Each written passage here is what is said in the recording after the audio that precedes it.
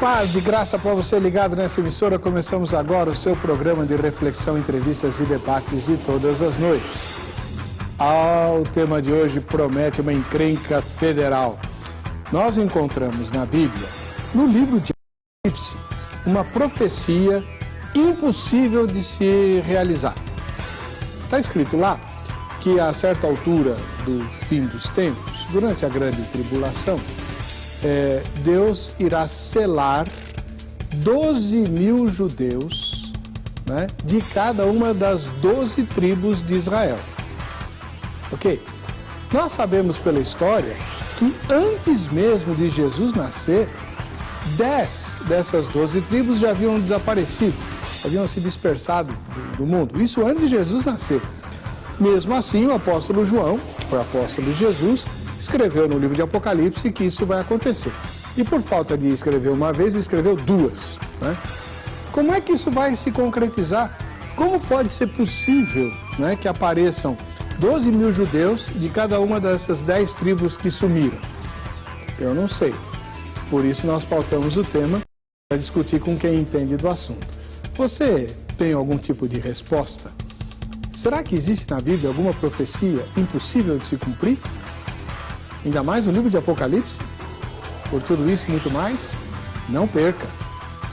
Está no ar, ou vejam só.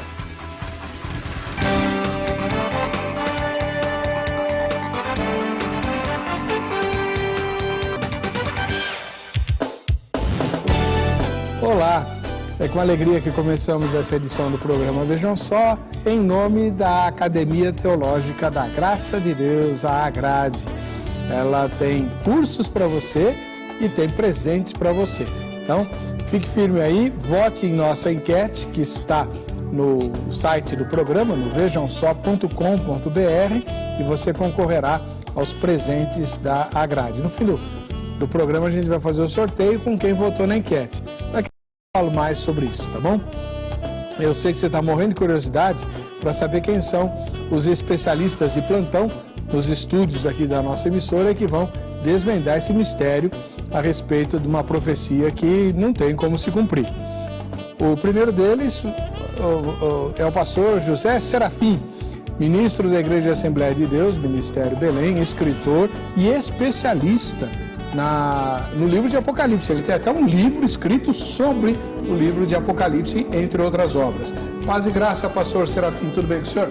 Paz e graça, reverendo Weber, reverendo Antônio Reis, prazer em estar com o senhor. Tudo bem, graças a Deus, eu me sinto honrado de participar de um programa tão importante como este, e a honra que o programa me concede, me convidando, me dando a oportunidade de me apresentar nesse lugar. Vamos discutir um assunto muito importante das Escrituras Sagradas, e oxalá que o Espírito Santo nos use de tal maneira que possamos iluminar a mente de muitos dos nossos telespectadores. Amém. Onde fica a igreja onde os crentes podem encontrar o senhor? Pois não. Eu estou membrado, sou pastor, não sou pastor da igreja, sou pastor da igreja. O pastor lá da igreja, o pastor presidente é o pastor José Wellington Bezerra da Costa. Mas eu sou da Igreja Assembleia de Deus do Belém, Ministério do Belém. Nossa sede é na rua Conselheiro Cotegipe, 273. Nossos cultos, domingo às 19 horas, domingo pela manhã, 9 horas, escola dominical. Culto de terça e de quintas-feiras. E, aproveitando o ensejo, reverendo Weber, sim, nós temos um estudo aos sábados destinado aos professores de escola dominical, que se dá num departamento da nossa igreja, todas as 19 horas. A entrada é franca, pode participar, e se alguém quiser nos assistir pelo computador, via e-mail, via online, tem oportunidade. É www.portalebd.org.br. Muito obrigado, pastor Serafim. Do outro lado, voltando ao programa, faz um tempinho que ele não aparece aqui, mora no interior, né? Mas veio. Reverendo Antônio Olímpio dos Reis, ministro da Igreja Presbiteriana do Brasil. Paz e graça, reverendo. Tudo bem? Paz, meu irmão. Tudo bem, graças a Deus. Uma alegria estar aqui. Cumprimento nosso companheiro aí, pastor Serafim, a você, a nossa gratidão pelo honroso convite para estar aqui de volta. como também cumprimento os nossos telespectadores.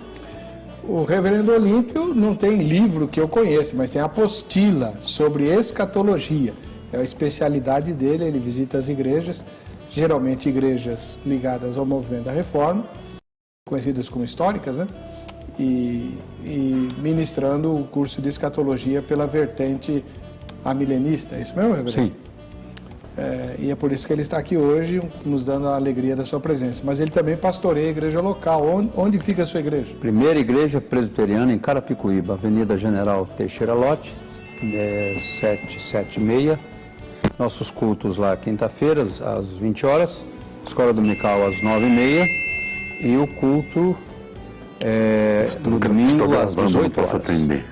Então esses são os dias e horários dos nossos trabalhos em nossa igreja. Amém. Muito obrigado, reverendo. Eu que agradeço.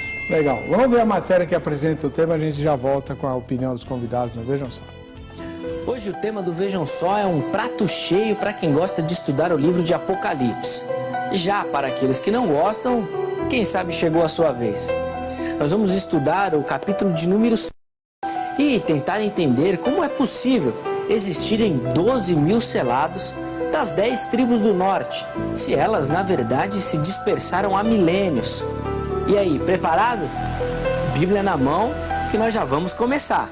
O capítulo 7 descreve a mesma cena do capítulo anterior, porém em uma outra perspectiva. A narrativa do texto indica que o juízo que virá sobre a terra será universal, ninguém irá escapar.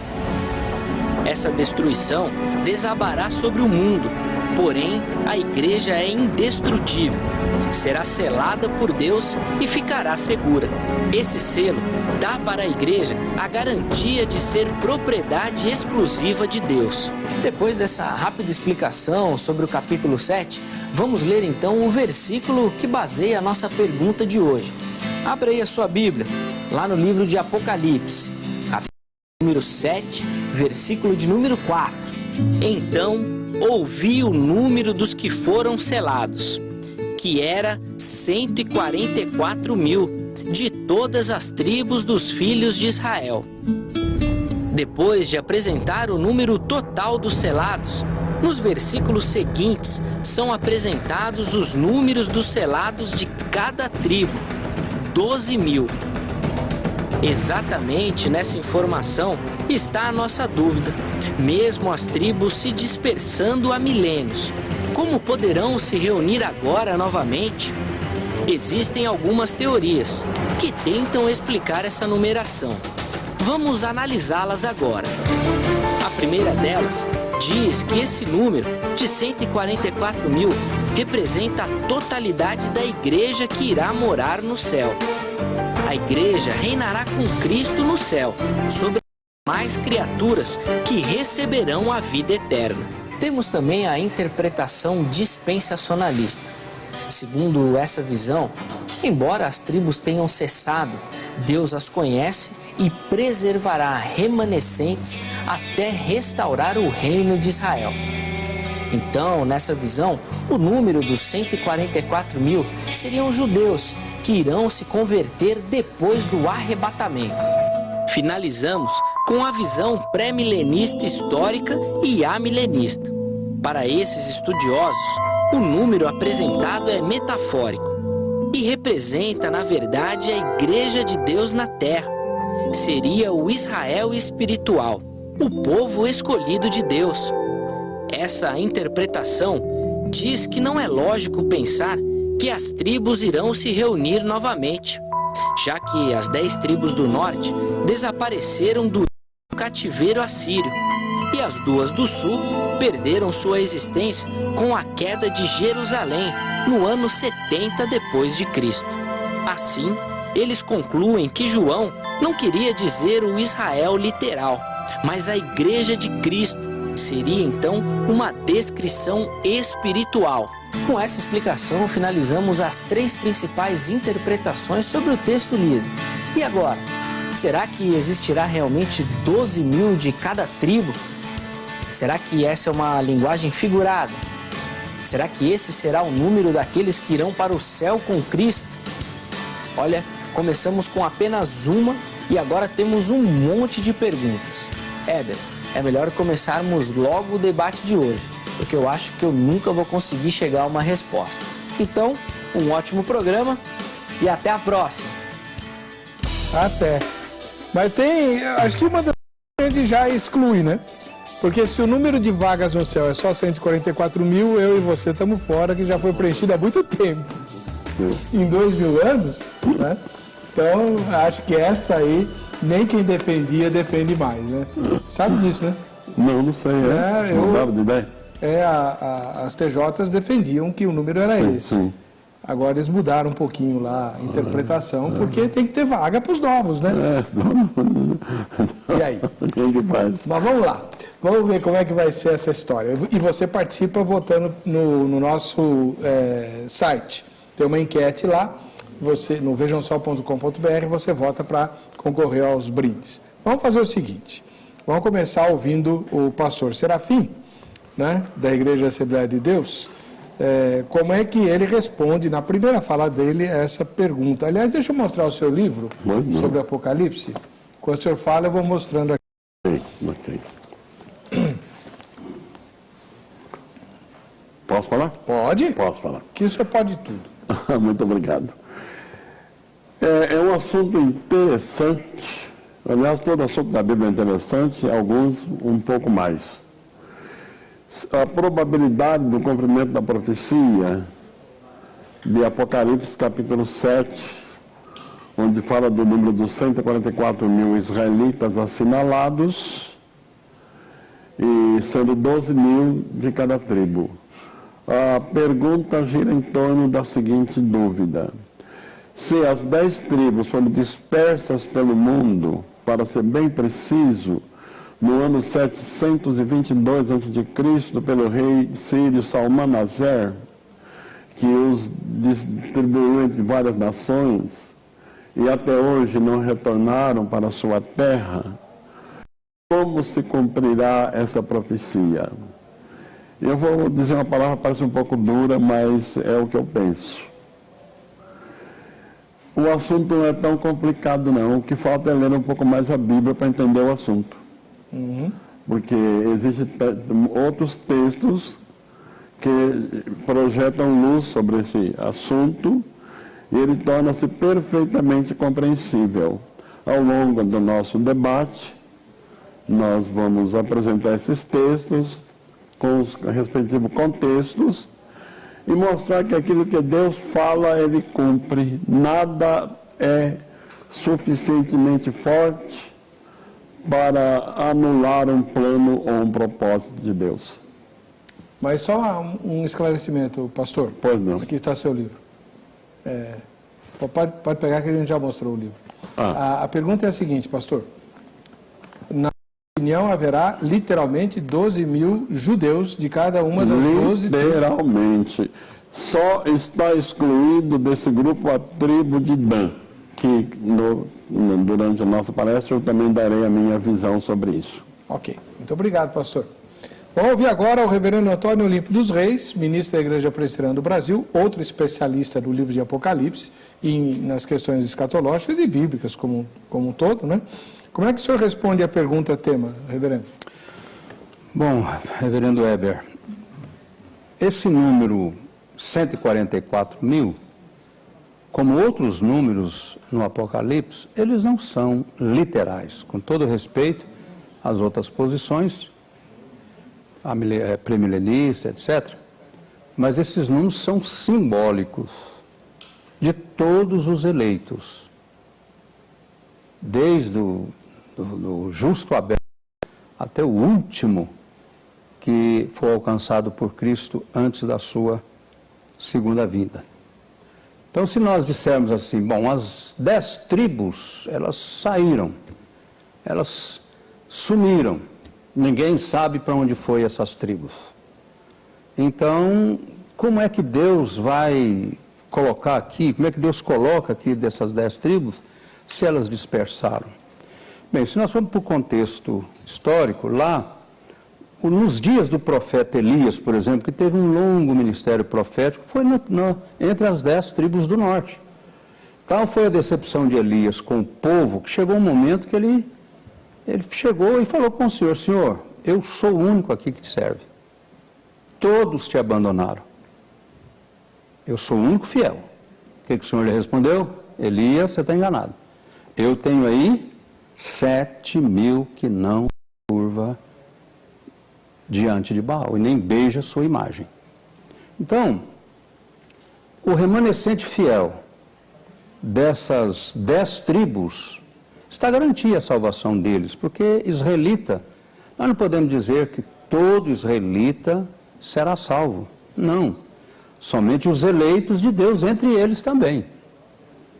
De forma que esses 7.000, quando foram levadas essas 10 tribos pelo rei da Síria, espalhadas pelo mundo, então nós sabemos que antes deles irem, muitos deles se uniram com o Judá.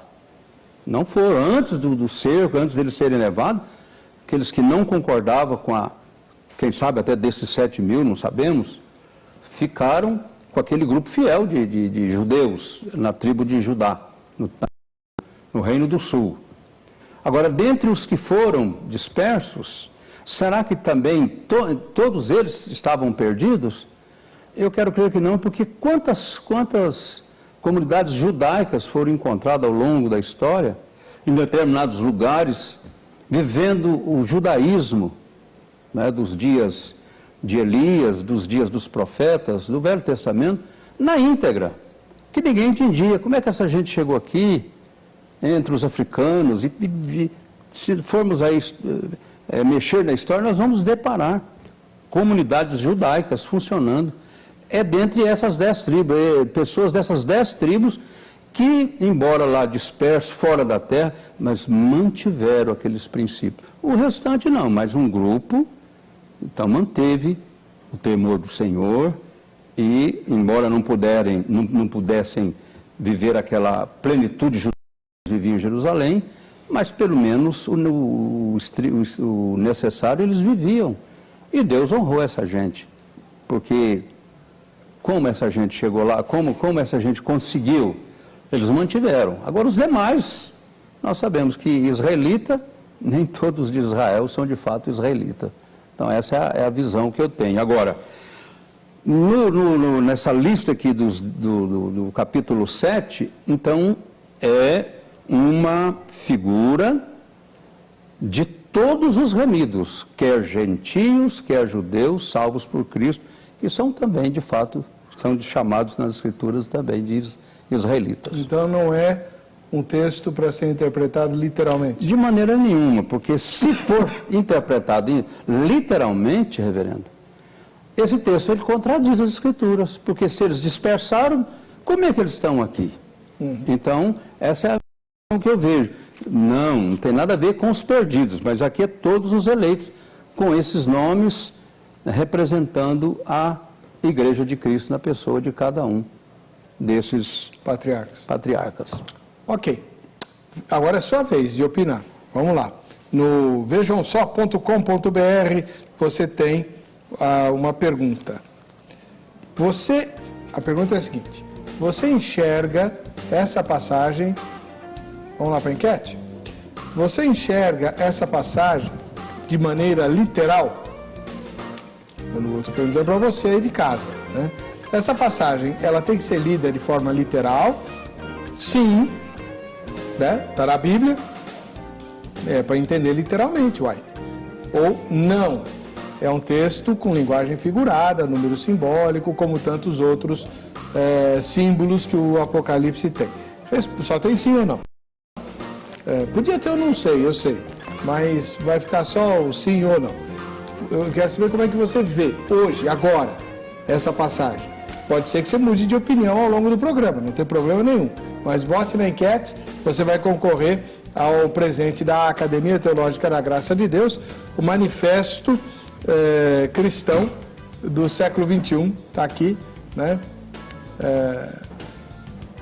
O coordenador desse manifesto é o pastor Josimar Salum, esteve aqui conosco há poucos dias, e ele, vamos dizer assim, é uma releitura de um movimento que houve nos anos 80, 70, 80, nos Estados Unidos, liderado por Francis Schaeffer e outros, né, que anunciaram ao mundo o que é que a fé cristã se propõe a fazer, né? E essa aqui é uma leitura dessa mesma ótica para os dias atuais, né? Para os desafios do século XXI. Esse vai ser o presente que nós vamos sortear, presente da Academia Teológica da Graça de Deus, a Grade, que tem aí mais de 600 filiais no Brasil inteiro, esperando sua matrícula para estudar a Bíblia junto, né? Então, você pega o telefone, ou melhor, pega um papel e anota o telefone da Grade. 0 operadora 11 3115 0819. 0 operadora 11 3115 0819. O telefone da Grade não funciona agora, não adianta ligar agora. Você vai ligar amanhã no horário comercial e pedir o endereço mais próximo de onde você está. E aí elas vão te dar o endereço e você já aproveita e pergunta: escuta, além do curso bíblico, há outros cursos nessa unidade? Que a Grade dá aula até de música com instrumentos de orquestra. Uma maravilha, né? E tem curso de tudo quanto é tipo, tem curso de capelania, de evangelismo, tem curso para obreiro, tem curso de inglês e espanhol usando a Bíblia, tem curso de teologia, claro, né? Além do curso bíblico. Ah, liga lá. Tem o curso de Romanos, vai começar agora em agosto. Eu vou ser o professor aqui na sede da Praça da Sé. Pede informação se você tiver interesse em estudar Romanos, tá bom? Vamos lá. Nós temos aqui, então, o pastor José Serafim e o reverendo Antônio Olímpio dos Reis, que vão discutir, eles têm opiniões diferentes. O reverendo Serafim crê que há 12 mil, literalmente, de cada tribo, de cada uma das 12 tribos, e tem uma substituição lá na tribo de Dan, que ele vai ter que explicar.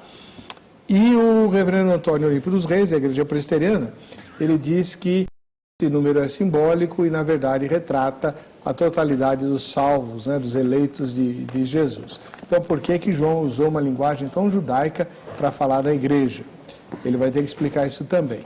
Mas antes que eles expliquem tudo isso, eu queria falar uma coisa muito séria com você.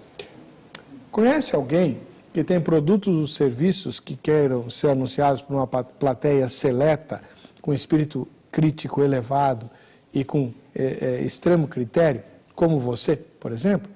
A nossa emissora se oferece para fazer esse anúncio. É só você consultar o facebook.com/RITTV Comercial ou o Instagram, né?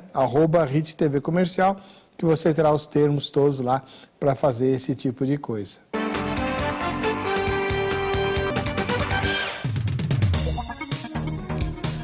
Muito bem, estamos de volta com o programa Vejam Só.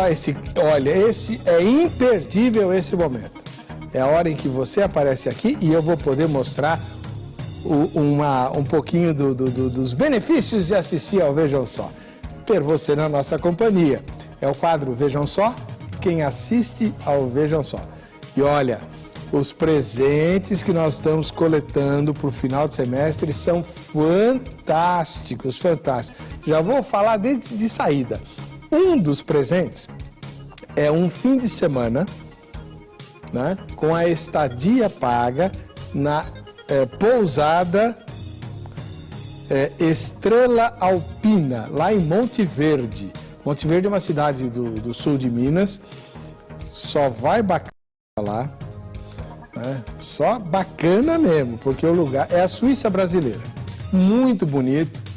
E a pousada fica num local estratégico, no alto de um dos maiores montes lá de Monte Verde. E a vista do pôr do sol, você tem que pagar. Quem quiser ver o pôr do sol, né? Paga, os passeios custam em média R$200 para você ver o pôr do sol. E lá você não vai pagar nada para ver esse quadro. Isso aí são as fotos lá da pousada. Nós vamos dar um fim de semana, incluindo o jantar romântico. E eu conheço o cozinheiro que faz o jantar romântico. É o pastor Marcelo, da Missão Horizontes. Um cozinheiro de mão cheia, espetacular. Eu estive lá visitando, eu não fiquei hospedado na pousada não, mas eu visitei a sede da Missão Horizontes e eu cantei lá, vai dar um presente para meus telespectadores, né? E ele deu, né, esse fim de semana na pousada Estrela Alpina, lá em Monte Verde. Esse é um dos presentes, tá? Então, o que você tem que fazer para concorrer? Você vai mandar a sua fotografia com todo mundo que assiste ao programa, na sua companhia, né? Identificando as pessoas da foto, a cidade e o estado. Posta tudo isso no facebook.com/programa Vejam Só. Se você for como eu, que não sabe fazer isso, porque eu não sei, e não sei mesmo, né? O teu neto, teu bisneto, teu sobrinho, tua filha, teu filho, com certeza vão fazer isso assim, em menos de 1 minuto. Eles são terríveis com isso, né? Eles fazem a foto e já postam. Assim, é uma questão muito instantânea. Mas não deixe de participar. Vamos ver a hoje aqui. A primeira vem lá de Canguçu, no Rio Grande do Sul. Alamir Gonçalves. Ô, Alamir. Tudo certo aí, tchê? Né? Comendo muito churrasco, bebendo muito chimarrão? Tomara que sim. Agora no frio é bom, né? Deus te abençoe, Alamir. Lá do Distrito Federal, em Brasília, onde está havendo o maior terremoto que o Brasil já viu nos últimos tempos, a Elizabeth. Ô, Elizabeth, Deus abençoe você, né? E vamos orar pela nossa nação aí. Você está no coração do dragão aí, hein? Deus te sustente. E a você, a sua igreja e aos nossos irmãos de Brasília. Aqui da capital de São Paulo, o Evandro. Valeu, Evandro. Já que você mora aqui na capital, usa o Facebook, combina com o João um dia para você vir assistir a gravação do programa aqui nos nossos vídeos, tá? Usa o Facebook para bater um papinho com ele e agenda aí para você vir assistir a gravação. Será um prazer tê-lo conosco, Evandro. De Abre Campo, lá nas Minas Gerais, o Júlio. Ô, Júlio, Abre Campo. Alguém sabe em que região de Minas fica Abre Campo? Como eu falar? Sou mineiro, mas deve ser município novo, né? Pequeno. Com esse nome ainda, né? Abre Campo? Abre Campo, deve ser novo. Esse devia ser o desafio de tudo quanto é igreja, né? Abrir campo. Tem cerca de 800 municípios, é muito difícil para guardar todos, né? Vamos lá. Agora, de Pio XII no Maranhão. Lá no Maranhão, tem um município chamado Pio XII e o Lucas da Silva Alexandre mora lá. E assiste ao Vejam Só. Tá aí o Lucas. Obrigado pela sua audiência, Lucas. Deus te abençoe, viu? Nós temos um missionário da Igreja do Moinho Velho, minha igreja, aí no Maranhão, o Alex, está trabalhando com a Jocum, né? Um ósculo santo aí para o povo do Maranhão. E a última fotografia vem de Sabaldia, lá no Paraná, ou Sabaldia, no Paraná. É o pastor Wilson Camargo, que está atrás, e o Marcos Vinícius, que é esse garotão aí, assistindo ao programa com o papai, né? Valeu, pastor Wilson. Um grande ósculo santo para o senhor e para a sua igreja. E o Marcos Vinícius também, né? Obrigado pela audiência de vocês, Deus abençoe. Boa sorte no sorteio do final do semestre, hein? Olha, só o fato de você assistir ao programa, você já se enriquece com o que você aprende aqui. Mas ter a oportunidade de passar um fim de semana em Monte Verde, uau! Muito bom. Pastor José Serafim, como é que o senhor consegue explicar que Deus vai conseguir 12 mil certinho e não 11.999 de uma e 12.001 de outra tribo?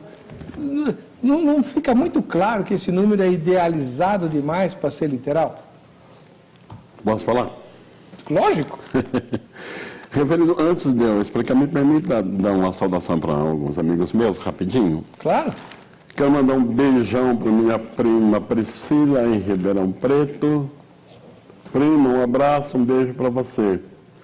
Pastor Moreno, meu amigo do Ministério do Belém, também está ligado conosco. Meu abraço, Pastor Moreno. Vamos logo marcar um almoço juntos. Pastor Serginho, da nossa igreja aí o nome da nossa igreja, desculpe o nome do bairro agora me fugiu da mente, mas pastor Serginho, meu amigo, também minha saudação para ele. E a todos os meus irmãos e amigos que estão nos dando a honra de estar ligados conosco, recebe nosso agradecimento pela vossa audiência, nosso abraço, nosso carinho. Pois bem, reverendo, eu já quero começar discordando do meu companheiro. O senhor veio aqui para isso. É para isso, né? Porque ele diz, como que Deus vai fazer para juntar tribos espalhadas? Deus tem alguma coisa difícil para ele? Haveria alguma coisa difícil para o Senhor? Deus perdeu de vista esses judeus, não sabe onde eles estão? O salmista Davi diz que se eu descer na profundeza do mar, ele está lá para me ver. Se eu subir nas asas da alva, ele está lá para me ver. Onde me esconderei da tua face? Então não estão escondidos, não. Além disso, de Deus não ter nenhuma dificuldade é nossa. Mas Deus não tem dificuldade nenhuma. Como Deus faria? Eu não sei como Deus vai fazer, Ele que sabe. Mas que vai fazer, vai. Que os números são reais, eu não tenho dúvida. Não pode ser simbólico. Que simbolismo é esse? De 12 mil de cada tribo. Que símbolo? Por que esse símbolo? O que significa esse símbolo? Agora, dizer que simboliza o povo de Deus, o povo de Deus não se limita a 144 mil. João, na sua visão, ele viu diante do trono uma multidão que não se podia contar. Então, se não pode contar, é muito mais do que 144 mil. E eu tenho alguns textos aqui que eu não vou falar agora, porque nós temos ainda um período de debate, para mostrar pela Bíblia Sagrada em várias profecias, de que isso vai acontecer literalmente. O senhor é teimoso, hein? Sou. Não sou teimoso, eu sou convicto. A fronteira entre defeito e é exígua. Reverendo Olímpio, eu tinha feito uma pergunta no bloco anterior para o senhor responder. Exatamente. O senhor disse que esse número é literal, é um número figurado, certo? Depois a gente vai entrar nos detalhes, o senhor vai ter que responder as perguntas do pastor Serafim e vice-versa. Mas, agora eu queria que o senhor dissesse para nós o seguinte: se é um número figurado, por que João fica escrevendo com aquela peninha? Porque ele não tinha computador. Ele fica escrevendo nome por nome de cada uma das tribos de Israel. Se é da igreja e se é figurado, para que dizer o nome dos patriarcas? Bem, primeiro, quanto à colocação do meu companheiro aí, anteriormente, ele disse que o número não ele vai lá para o final do capítulo 7, que o desdobramento dos 144 mil são vistos como milhões, milhares de milhares. Então, por isso que é simbólico, que o número, ele fala 144 mil. Depois há um desdobramento, porque a igreja não é 144 mil. Você já disse lá no passado, aí estava comentando ali antes, que não pode ser um número exato, porque é muito pouca gente. Aí, no capítulo 7, nós temos milhares de milhares. Agora, o fato do Senhor colocar o nome, de João colocar o nome, na inspiração do Espírito Santo, traz o nome dos filhos de Israel. Os filhos de Israel eram amados de Deus por causa da descendência. Vinham de Abraão, de Isaac e de Jacó. Então, essa é a razão dos nomes estar aqui. Mas não quer dizer que essas pessoas, exatamente essas pessoas, quer dizer, não podemos dizer que esses nomes dessas pessoas, todos eles salvos, mas descendentes deles foram salvos. E os nomes são usados justamente porque a igreja, no decorrer dos séculos, Deus não vai, nosso nome está registrado no livro da vida. Mas quando João escreveu, ele tinha, pela inspiração do Espírito, esses nomes para dar. que é uma representação dos eleitos de Deus, tanto dentre os descendentes de Abraão, como outros que creram, que creriam, que creram e que crerão. Então, a razão do nome não tem nada a ver, não é que o nome é simplesmente é uma menção que ele faz, porém, ele não tinha nossos nomes para escrever. Então ele teve que Deus não reportar. tinha. O meu nome está escrito lá no livro da vida antes da fundação do mundo. Sim, mas João não podia de maneira nenhuma conviver nos seus dias com o nome de pessoas do futuro. Então ele teve que pegar nome de pessoas do presente, do seu presente e do seu passado. Tá. Agora me explica uma coisa, pastor. Eu não aguento isso. Hã? Não aguento, me dá licença. Deixa eu só fazer a pergunta para ele. Por que 144 mil? Bom, esse número é uma exatidão de um todo. De um todo conforme o plano divino. Mas podia ser 145 mil. Sim, mas a exatidão do número é exato. Quer dizer, os eleitos de Deus tem um número exato. Por exemplo, aquelas almas lá debaixo do altar, dos mártires, eles reclamaram para o Senhor: Senhor, até quando o Senhor vai vingar? Então ele disse: repouse, aguarde, porque Deus ainda não completou o número daqueles que hão de glorificá-lo com o tipo de morte que vocês tiveram para a glória dele. Então, quer dizer, o número é exato, nós não sabemos quantos são. Fala 144 mil, mas são 144 mil? Não, porque logo a seguir, 144 são desdobrados em milhares e milhões de milhões.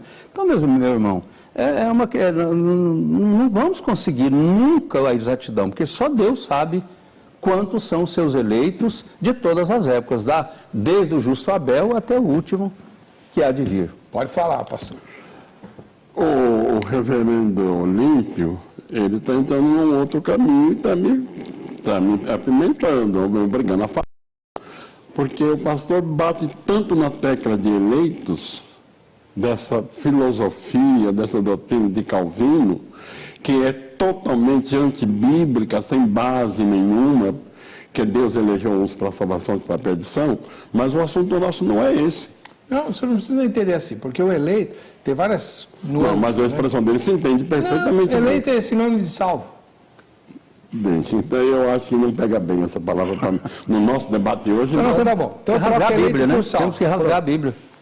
Fomos eleitos, Paulo disse, nós fomos eleitos em Cristo. Mas nós não vamos discutir calvinismo aqui. Não estou falando nem... Ele está falando Calvino, não estou falando Paulo, estou citando Paulo. Paulo não é Calvino. Entende eleito como salvo. Pronto. Tá bom. Pode representar os salvos? O número pode representar os salvos? Não, absolutamente não. Esse número de 144 mil não é o número de salvos. É um grupo que terá uma missão específica durante o período da grande tribulação. O número de salvos não tem conta. João disse que não é uma multidão que não se pode contar. Então, 144 mil é um grupo que terá uma missão específica. Foi aquele grupo de judeus que não aceitaram o sinal da besta, foram assinalados por Deus nas suas testas como servos do nosso Deus, pagarão caro pela sua firmeza de fé, mas é um número de judeus separados que testemunharão do nome de Jesus, o Messias que eles tanto esperavam. Não pode ser simbólico. Em primeiro lugar, Deus é fiel às suas promessas. Ele prometeu a Abraão, Isaque e Jacó, sobre a sua descendência. E a descendência de Israel permanece. Deus os visitou através de castigo, para que, me dando oportunidade de arrependimento. Posso ler o texto, por favor? Todos. Oséias, capítulo 1, versículo 10. Oséias, profeta Oséias. Eu prefiro ler porque evita qualquer mal entendido, né? Oséias 1 e 10. Diz assim o texto: todavia o número dos filhos de Israel será como a areia do mar, que não pode medir-se, nem contar-se, E acontecerá que no lugar onde se lhes dizia, vós não sois meu povo, se lhes dirá, vós sois filhos do Deus vivo. E os filhos de Judá e os filhos de Israel juntos se congregarão e constituirão sobre si uma cabeça e subirão da terra, porque grande será o dia de Israel. Israel quer dizer espalhados. Essa profecia aqui me parece que não dá margem para discussão. Ele mostra bem claro. Oséias profetizou na tribo do norte. Profetizou para as 10 tribos que foram dispersas. Eles seriam dispersos sim, porque endureceram a sua cerviz até o fim. Mas a infidelidade deles não anularia nunca as promessas de Deus. Eles se dividiram em 2 reinos, reino do norte e reino do sul, mas a promessa de Deus aqui através de Oséias é que eles serão reintegrados. Está bem claro, não tem como dizer que é um número simbólico aqui. Está bem claro. Lembra diz o texto que eles serão como a areia do mar, um número que não se pode contar. Claro que não são todos que participam dos 144 mil, mas todos serão congregados sob o reinado de Cristo, porque a promessa de Deus é que eles não mais se dividirão em 2 reinos, mas terão todo Judá e as 10 tribos um só rei. E para fechar o assunto com chave de ouro, está em Romanos 11, 26, quando o apóstolo Paulo, é interessante, eu peço até aos nossos telespectadores que se interessam mais pelo assunto, leia os capítulos 9, 10 e 11 da Epístola aos Romanos. O apóstolo começa no capítulo 1 até o capítulo 8, ele vem fazendo uma comparação entre judeu e gentil. Ele mostra que o judeu, apesar de ter a lei, apesar de ter as promessas, os patriarcas, eles pecaram. O gentil, que não conheceram a Deus como Israel conheceu, pecaram. Mas nem por isso são indesculpáveis, porque a natureza está anunciando e testificando de Deus. Então, qual é a conclusão de Paulo? Que tanto o judeu como o gentil precisam da graça de Deus e precisam de Jesus para serem salvos. E depois ele especifica no capítulo 9, 10 e 11, exclusivamente Israel. Ele diz que sentia tristeza pelos seus irmãos na carne, e por eles ele desejaria até ser considerado separado de Cristo por amor dos seus irmãos. Nós vamos estar estudando esse assunto esses dias, e me coube a mim a graça de poder escrever e comentar sobre isso. E eu me lembro bem que me veio bem a memória, que Paulo aí lembrou Moisés, quando ele, no capítulo 32 de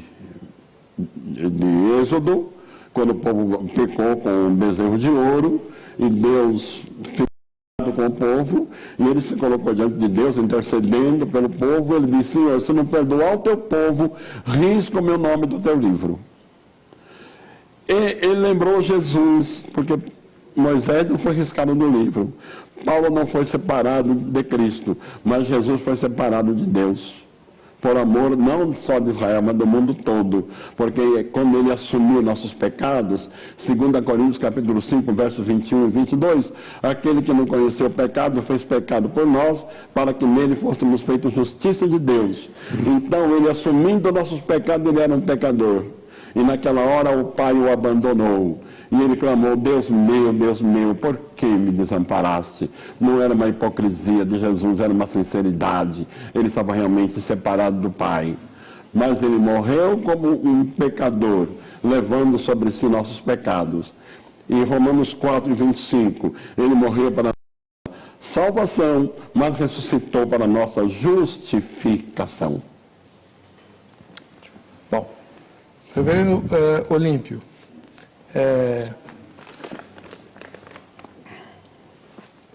fica complicado responder para o reverendo, o pastor Serafim, quando ele pega essas profecias de faz esse sermão Oséias, né, e linka com Romanos e tal. O senhor não quer rever sua posição? Eu não tenho que rever. A palavra de Deus, nós estamos Nós temos liberdade para interpretá-la, não a nossa maneira. Nós temos as regras de hermenêutica, nós temos as regras de exegese, porque a nossa responsabilidade é muito grande. Eu não posso proibir a Bíblia de dizer o que ela diz, nem posso fazê-la dizer o que ela não diz, porque isso aí me traria uma responsabilidade muito grande do Senhor, porque afinal é a palavra de Deus. Ele falou que, citou lá Oséias 1, maravilhoso, que esse número 144 mil não é realmente fechado.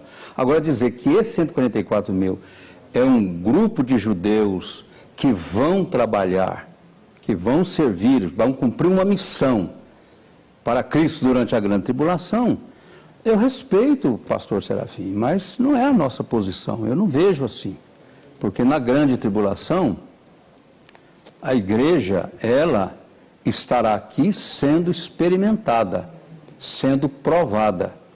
E nós somos vistos como igreja ali como aquelas duas testemunhas, que vai dar testemunho de Cristo, e muitos serão perseguidos, muitos morrerão, mas nem todos, porque o próprio Jesus não deixará que todos sejam mortos. Agora, aqueles que morrerem, então morrerão, mas ressuscitarão, assim que houver a segunda vinda, e os vivos que sobreviverem, eles serão arrebatados, para unir-se com esses que serão ressuscitados. Então o arrebatamento do Senhor não é antes da tribulação? Não, eu acho impossível, eu creio, pela visão, o próprio Jesus não fala de uma grande tribulação, lá no capítulo 24 de Mateus, ele diz que tudo acontecerá ao mesmo tempo. Próximo à sua vinda haverá grande tribulação e logo em seguida teremos o juízo final. Acabou. Então não tem um grupo sendo levado e o mundo será entregue aqui a Satanás e ele já recolheu os dele e agora os que ficarem, que creiam e tal, para não serem condenados, quer dizer, não vejo a visão amilenista não vê isso. Então eu vou fazer uma pergunta delicada para o senhor. Se esses 144 mil representam a igreja atuando na terra, porque ela não subirá antes da tribulação, qual a explicação que a gente dá? Porque é assim, durante 2000 anos, Israel sumiu da história. No ano 70, na matéria de abertura a gente viu, eles foram dispersados e tal. Que é quando se construiu, inclusive, a leitura amilenista do Novo Testamento. Porém, no século XX, né, na metade do século XX, Israel volta para o cenário da história. Isso não pode indicar que Deus tem, de fato, um projeto especial para Israel?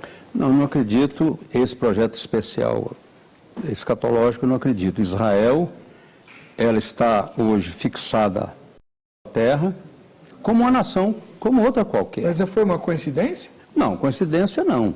Porque nada acontece sem que Deus tenha um plano ou tenha permitido. Então ele permitiu que as nações são levadas. Ele faz, lá Ezequiel diz que ele abate as árvores altas e ele suspende as árvores baixas. Então chegou o momento daquelas terras ser devolvidas para eles. Agora, eles estão ali organizados como uma nação, como outra nação qualquer. Agora, aqueles que estão presos à lei, com todo respeito aos judeus, com todo o meu respeito, eles estão cegos. Paulo diz que eles estão cegos. Enquanto estiverem agarrados na lei, eles estão cegos. Paulo fala isso lá em Efésios. Quando eles se convertem, então, aquele véu de cegueira que eles têm, convertem a quem? A Jeová? A Deus? Não. Se convertem a Cristo. Então Israel lá é uma nação, outra nação qualquer. Eles vivendo em sinagogas, fazendo seus cultos, nos moldes do judaísmo. Vão todos para o inferno. Bom, os eleitos de Deus, dentre eles... Então, eles não, os eleitos de Deus... Os eleitos de Deus, entre eles... não estão na sinagoga. Os eleitos ficarão lá, como eu fiquei fora da igreja de Cristo. Mas eles vão se converter.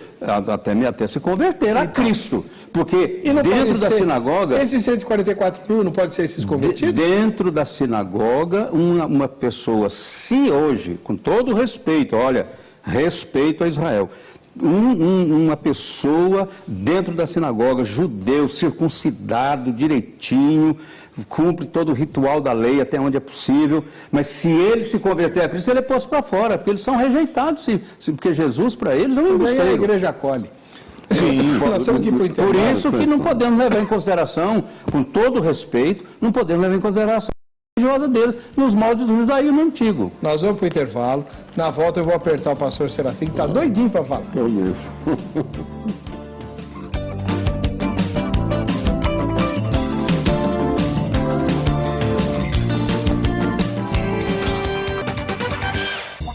De volta com o programa Vejam Só. No bloco anterior eu apertei aqui o pastor reverendo Antônio Olímpio dos Reis, da Igreja Presbiteriana do Brasil. É a hora de apertar o pastor Zé Serafim, da Igreja Assembleia de Deus. Pastor, o seguinte, duas coisas. Desde o começo do programa, eu esqueci de dar o senhor nisso. O senhor vem falando que para Deus nada é impossível e tal. Claro que Deus vai encontrar os judeus, onde quer que eles estejam, que eles não os perdeu de vista. O senhor falou, como Deus vai perder o judeu de vista? Se eu fizer a cama lá no mais profundo abismo, ele vai estar lá, né? Muito bem. Mas a questão não é essa. A questão é, quando a gente fala que as tribos se dispersaram, é porque o sangue delas se misturou. Né? E essa é uma das razões dos judeus da época de Jesus não gostarem dos samaritanos, porque eles não eram mais puro sangue. Né? Os assírios obrigaram os casamentos mistos e o sangue das tribos foi contaminado. Foi contaminado. Como é que Deus vai fazer para purificar o sangue? Reverendo Heber, não sei se o reverendo tem acompanhado um pouco da história de Israel. Eu apanhei um pouco. O rabino Eliyahu Aviahal, não sei se falei o nome correto, deve ser isso. Desde 1960, vem pesquisando sobre as 10 tribos perdidas. Você sabe que o povo de Israel, eles são conservadores, eles não perdem a sua identidade. Então, de alguns anos, um povo que se mistura com outro perde a sua identidade. Israel não. Israel judeu japonês, judeu brasileiro, enfim. E aquele judeu ortodoxo, eles se conservam, eles não se misturam, não.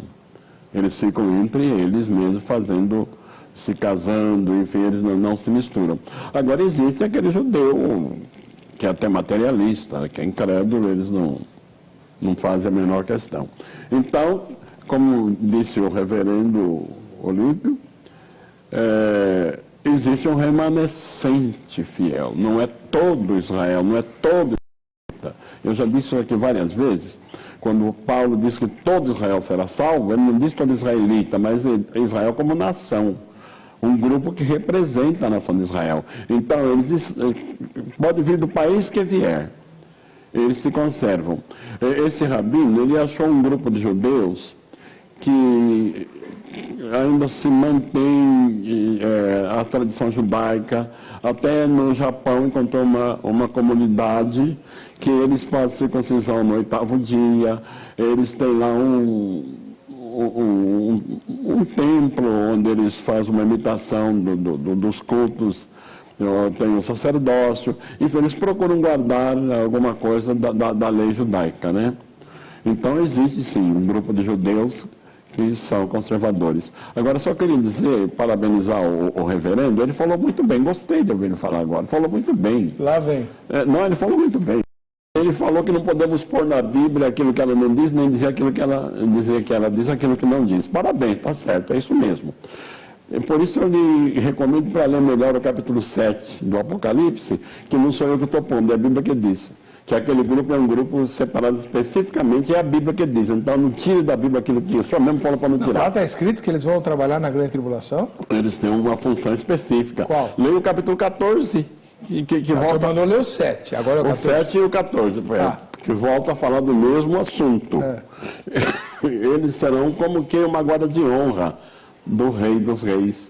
Eles acompanham Acompanha Jesus. O Cordeiro onde quer que vá. Isso, é a guarda de honra, né? Do Senhor. E por que tem que ser judeu? Porque Deus está mandando sua promessa feita a Abraão, Isaac e Jacó. Porque a igreja, nessa ocasião, já foi arrebatada, já se casou com Cristo. Ela já está no céu. E aí encerrou o tempo do gentio e voltou o tempo de Deus tratando com o judeu. Agora, para nós, a igreja, tem coisa melhor do que para o judeu. Porque eles ainda estarão aqui no milênio.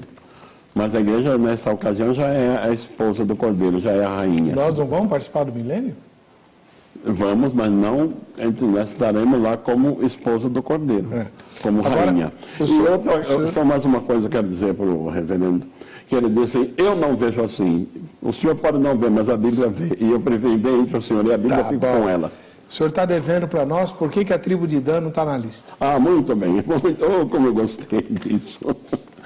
A tribo de Dan, leiamos o capítulo 49 de Gênesis, eu não me lembro bem, versículo 17 ou 18, mas é uma das bênçãos que Jacó dava para, me parece que é o verso 18, que ele estava abençoando os filhos de Jacó, e quando chegou em Dan, porque Dan significa juiz, a palavra Dan, então ele diz, Dan julgará o seu povo.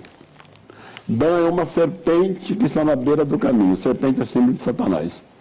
E ela vai morder o casco do cavalo e vai derrubar o cavaleiro. E ele fez uma oração como de alguém que está desesperado, aflito. Ele disse, a tua salvação espero, ó Senhor. Quem clama por salvação porque está passando algum aperto, alguma dificuldade. Então, tudo dá a entender que Dan foi a primeira tribo que se desviou completamente no livro de Juízes. Eles invadiram uma terra de um povo, levaram um ídolo para eles, foram os primeiros que se idolatraram, toda a tribo, e se desviaram completamente de Deus. Então aí está um assunto que eu difícil, e ninguém me explicou satisfatoriamente até hoje. Porque o anticristo, ele forçosamente terá que vir da tribo de Judá, porque o judeu não vai aceitar alguém que se diz um Messias que não seja da tribo de Judá. Mas as características do anticristo, a tribo de Dan revela todas. Quando Jacó disse, porque Dan julgará o seu povo, e a tua salvação espera o Senhor, porque esse juiz é opressor. Então, aí eu deduzo, quando é uma dedução minha, eu não digo é a Bíblia, eu deduzo, e me parece que não está tão fora da Bíblia, de que esse anticristo ele será, então, uma mistura entre a tribo de Judá e a tribo de Dan. Talvez filho do pai ou mãe de Judá e de Dan. Então tem a ver com... Sim. Ele foi separado, ele foi o primeiro que se separou. Foi a primeira tribo que deixou todas as demais e foi procurar uma terra longe. Tá. Vamos aproveitar para ver o que o nosso querido repórter recebeu de resposta quando fez a pergunta tema de hoje, lá no Reduto dos Crentes. A Bíblia fala que as 10 tribos do norte se dispersaram. Então, como é que na volta de Cristo poderá haver 12 mil de cada uma delas? Eu creio da forma que a pastora já falou, né? Esse ajuntamento, né? O Senhor trazendo de volta aí, né? E para o grande julgamento, né? Para o julgamento, né? Não sei. Só no dia que a gente vai saber. Ninguém sabe nem o dia nem a hora, né? Então, só no dia que a gente vai saber.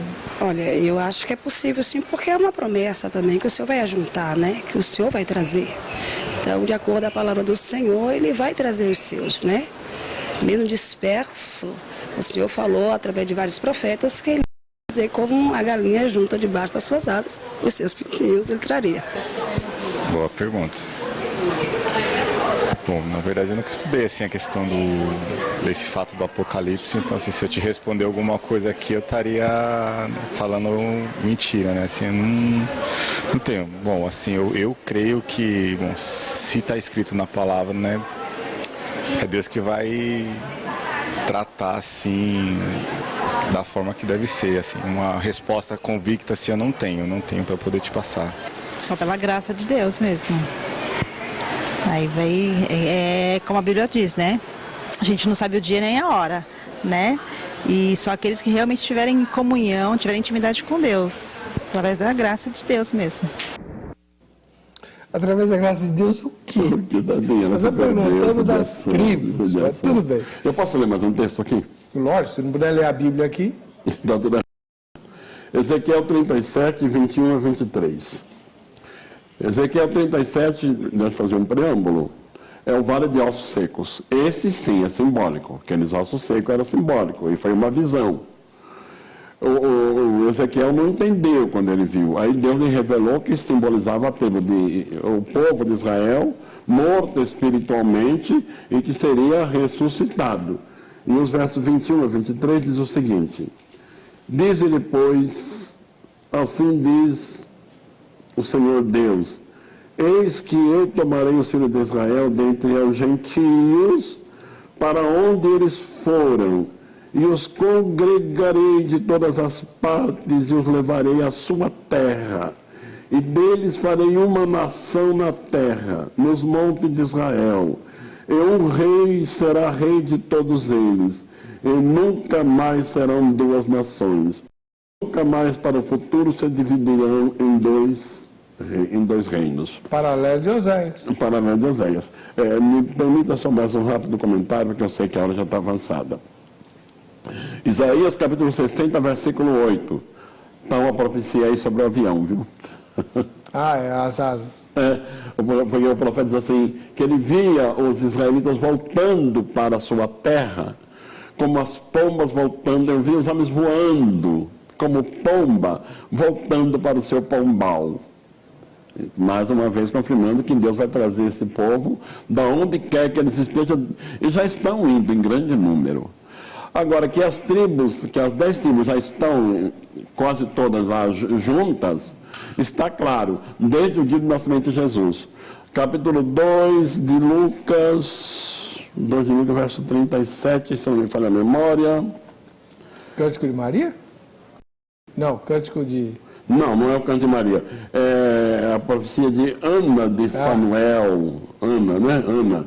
Ela estava no templo quando o velho Simeão apresentou Jesus, e ela estava lá, era viúva de quase 84 anos, não se afastava do templo noite e dia, e quando ela viu aquele acontecimento, aqui verso 36, e estava ali a profetisa Ana, filha de Fanuel da tribo de Azer. Então já estavam lá. Azer é uma das tribos dispersas. Pois é, acabou a dificuldade, reverendo. O senhor disse, como Deus vai fazer? Já está fazendo. Ronilson Costa Rosário, de São Bernardo do Campo. Acredito ser um número específico de judeus que serão salvos pela pregação das duas testemunhas na grande tribulação. Parabéns. Mas aí, o Reverendo Olímpio, as duas testemunhas o senhor disse que representam a igreja. Tudo bem. Sim. Vamos admitir que seja. Aí a igreja prega e esses 144 mil judeus se convertem, não pode ser? Bom, a igreja, veja bem, o apóstolo Paulo fala da período, hoje nós estamos vivendo a plenitude dos gentios. Lá no capítulo 11 ele profetiza isso. Nós estamos vivendo Deus trabalhando com os gentios. Poucos israelitas no decorrer desse tempo têm se convertido. Agora há uma promessa, Paulo fala assim, ele pede até para nós como igreja orar por Israel, pregar o evangelho para os judeus, porque para que nós não caiamos no mesmo erro que eles tiveram, que guardaram as verdades de Deus para si, não dividiram com ninguém. Jesus então diz ao Senhor, o reino de Deus será tirado de vocês e será entregue a um outro povo que produz os devidos frutos, que no caso é a igreja dos gentios, misturado com o judeu, em pequeno grupo. Então ele diz que como hoje nós temos essa plenitude dos gentios, haverá um período da plenitude de Israel, quando um grande número de judeus serão salvos, crerão em Cristo. Então, próximo à vinda de Jesus. Essa profecia de Apocalipse que nós estamos discutindo, tanto no capítulo 7 quanto no 14, não pode ser exatamente isso que o senhor acabou de falar? A igreja pregando e os judeus se convertendo em massa? Possivelmente. Não podemos dizer que não, nem que sim, nem que sim, nem que não. Mas por que não que sim? Porque se esta for a ocasião oportuna para esse grande movimento entre eles, nós estamos aguardando. O senhor fala que as duas testemunhas representam a igreja pregando o evangelho. A igreja sofredora, perseguida e morta. Tá, tudo bem, mas ela vai ressuscitar e ser arrebatada. Claro. Está lá no capítulo 6. Sim.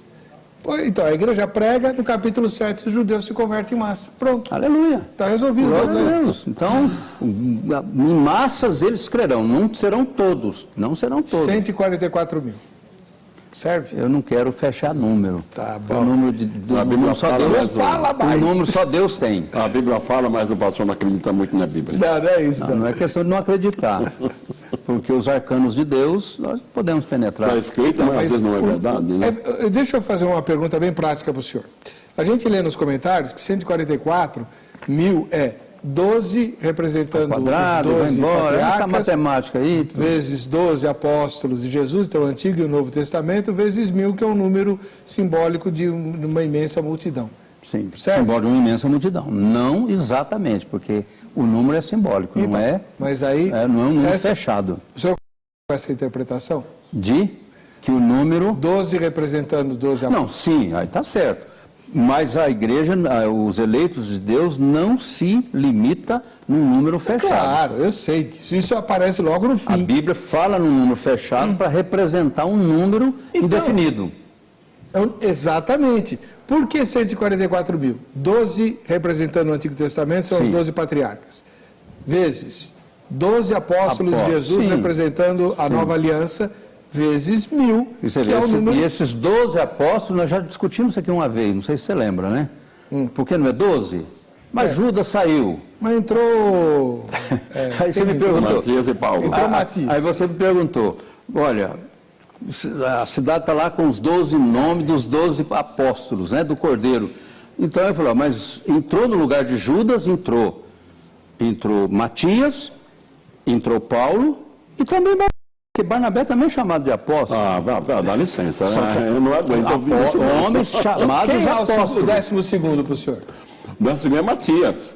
Porque Paulo foi feito o apóstolo dos gentios, ele mesmo disse. Não importa, mas é apóstolo de Cristo. Importa sim, como é não apóstolo importa. de Cristo. Importa Pode dizer, sim. eu sou o apóstolo. Importa muito. É apóstolo de porque Cristo. Ele viu o Senhor. Os 12 primeiros eram cada um representando uma tribo. E o apóstolo Paulo escreveu, eu fui constituído por Deus, doutor e apóstolo dos gentios. Então ele representa os gentios. Não importa. Aqueles apóstolos, importa muito, como que não importa? Como que Então, não gentio importa? como judeu, ele trabalhava com judeu lá em Roma, quando ele morou em Roma, trabalhou com os judeus. Os demais apóstolos se concentraram mais entre os judeus. Paulo foi o que abriu o caminho e que entrou, que desbravou o mundo gentílico. Quem abriu a porta do reino de Deus para os gentios? Bom, começou com Pedro, mas ele teve problema. Uma vez Paulo encontrou de judeu, e do gentio, quando chegou o judeu ele começou a se disfarçar e Paulo deu uma dura nele. Por exemplo, Pedro é apóstolo da circuncisão, não no sentido literal. Não no sentido literal, porque ele era especialista em ministério com judeus. Agora, quando o senhor diz o seguinte, o senhor falou aí de... O senhor falou o senhor usou uma outra expressão aí que me escapou um pouquinho agora. O senhor falou, nós falamos de Paulo como apóstolo dos gentios, e o senhor disse que Barnabé, apóstolo Barnabé. É chamado de apóstolo. Eles são chamados de apóstolo. Júnia, tem outros chamados de apóstolo. Ele é chamado de apóstolo. Sim. Então, naquela nossa discussão, você falou assim, então Deus deu 3 para substituir um. Não, um minutinho.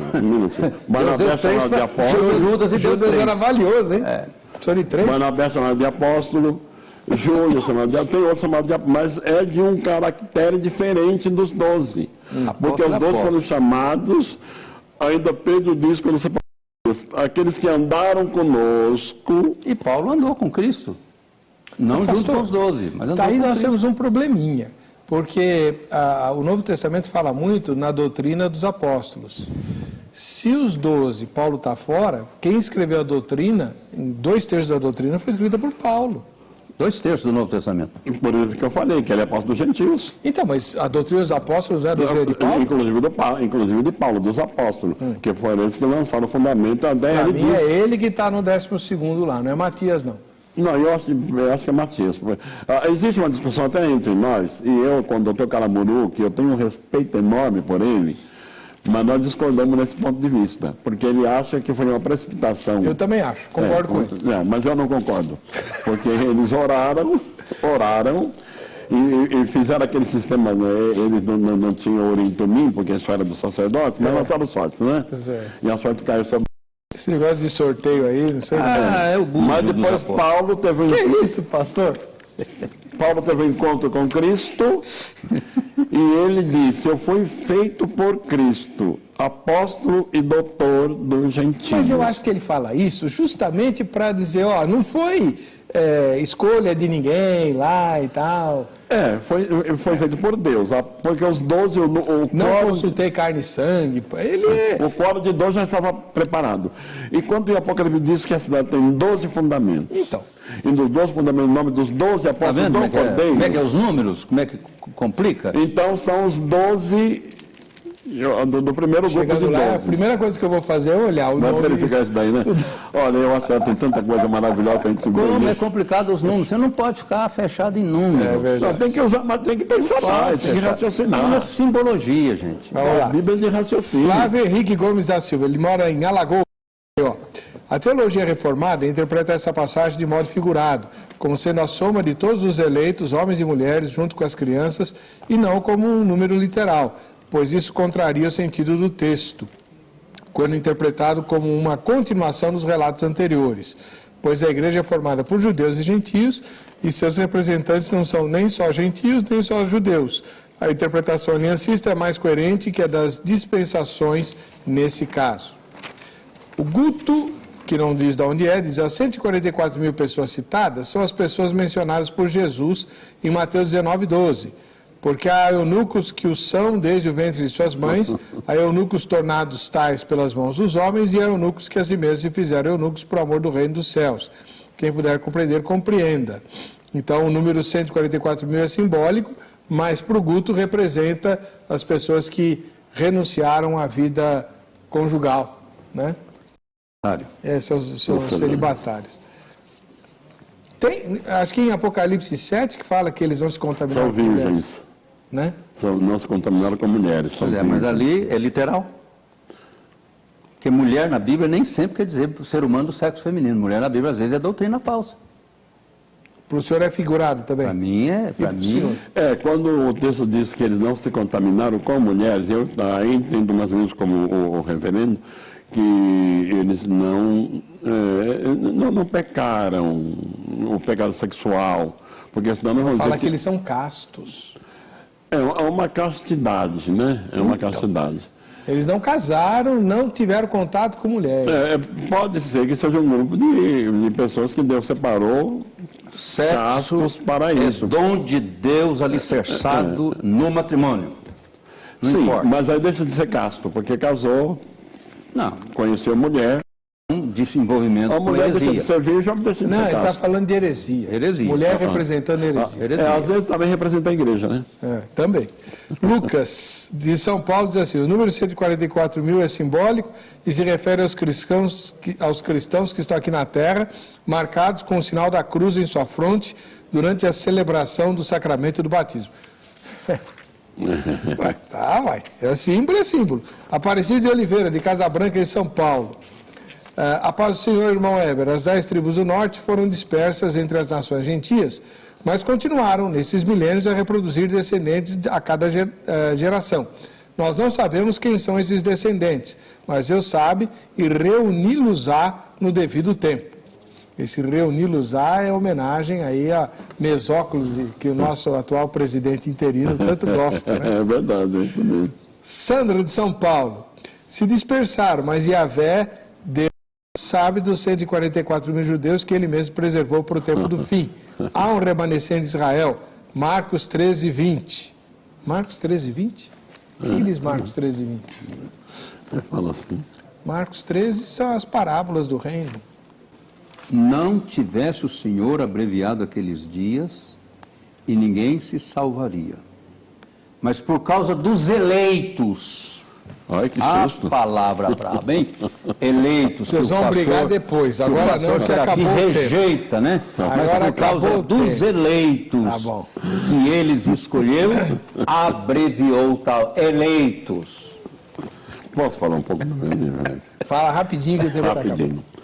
Pois bem, nossos prezados telespectadores, como já foi apresentado, o livro Revelação do Apocalipse, explicado os 22 capítulos à luz da própria Bíblia. Aqui não tem o que eu penso, aqui tem aquilo que a Bíblia Sagrada fala, porque a Bíblia explica a Bíblia. Se alguém ler este livro, ler não, estudar este livro, não quer dizer que fique um expert em Apocalipse, mas que vai abrir muito a mente, isso tenho certeza que vai. E tenho a alegria de muitos irmãos me comunicar comigo por e-mail, por telefone, que eu estou usando até para ministrar a aula de escatologia nas suas igrejas. Inclusive um pastor presbiteriano do Paraná. Me disse que estava nos Estados Unidos ministrando aula de escatologia usando o meu livro, que para mim já foi uma bênção. E eu tenho aqui como prefacista o Dr. Caramuru, um nome no nosso meio muito respeitado, e o Dr. Manuel, o pastor Manuel Moreno, o Dr. Manuel Moreno também, do Ministério do Ipiranga. E aqui eu tenho Deus da Família. Eu uso este livro nos encontros de casais que faço. Já trabalho com casais há mais de 30 anos, e a gente já ouviu muito dos problemas que afetam a vida de um casal cristão, e ouvindo esses problemas, nós escrevemos este livro, abordando a maior parte dos problemas e mostrando na Bíblia a solução deles. Para adquiri-los, pode ser através do e-mail, eu remeto pelo correio, ou nós temos aqui duas lojas, duas livrarias que estão vendendo meu livro. Uma é do pastor Elias Soares, na rua Conde Sarzedas, número 160, loja 27, Crescendo na Fé. E a outra é da loja do pastor Isaías, da irmã Vilma, na rua, lá no Belenzinho, na rua Conselheiro Cotegipe, número 178. Poderão encontrar com nessa livraria também. E Deus abençoe que muitas pessoas possam adquiri-lo e eu posso estar contribuindo de alguma forma para o vosso crescimento espiritual. Muito obrigado, reverendo. Aproveita e pede para o pastor Olímpio, pelo e-mail também, a apostila dele. Aí você compara. Não só a apostila, como também eu sugiro que procure a Casa Editora Presbiteriana e o livro de William Hendricks. Mais vencedores. Fala, o seu material é melhor. Vai por mim. Tenho. Tirado, aprendi com ele. Então, tá lá na apostila, é só pedir para ele. O contato desses dois gigantes da fé está no site vejamsó.com.br, que é o nosso endereço eletrônico, no campo convidados, clicou ali, você já tem, pode convidar, eles aceitam o convite para fazer palestra, dar curso, mandar material, e você pode mandar oferta também, eles aceitam, tá tudo certo. Bom, vamos ver quem é que vai ganhar o livro hoje. Alda Maria, de Avaré. Avaré, cidade bonita, aqui do interior de São Paulo. Para você que fica com a gente, que fica com essa emissora, a paz e a graça de Jesus, nos encontraremos no próximo Vejam Só.